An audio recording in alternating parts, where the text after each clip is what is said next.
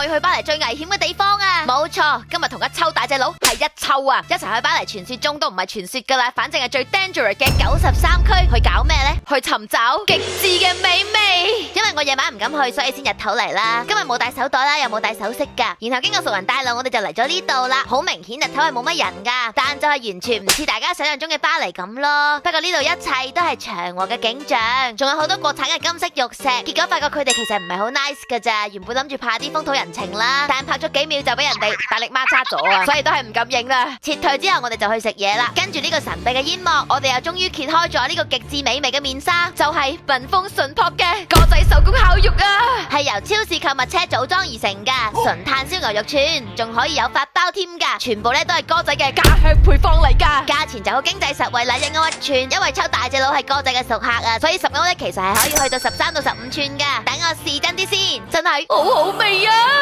牛肉係紮實嘅口感，加上炭烤嘅焦香同歌仔嘅家鄉秘製辣粉，夾住啲洋蔥咧，汁水豐盈咁樣，真係好正啊！食到一半咧，仲有靚女過嚟推銷2歐嘅家鄉小甜水啊，可以話係賓至如歸噶。細估唔到廣東妹26年第一個令我朝思暮想嘅法國美味，居然係非洲嘅家鄉燒烤啊！難怪咁多人一落地鐵就嚟買啦。大隻佬話江湖規矩，生意係唔可以顧單邊噶，所以我哋又幫襯咗隔籬嗰一檔，結果就發現呢一檔有烤魚啊，係更紮實同油香更足嘅牛肉啊！最後就喺呢度打包咗一大堆就翻去啦。雖然翻去屙咗1日啊，但係我會再嚟噶。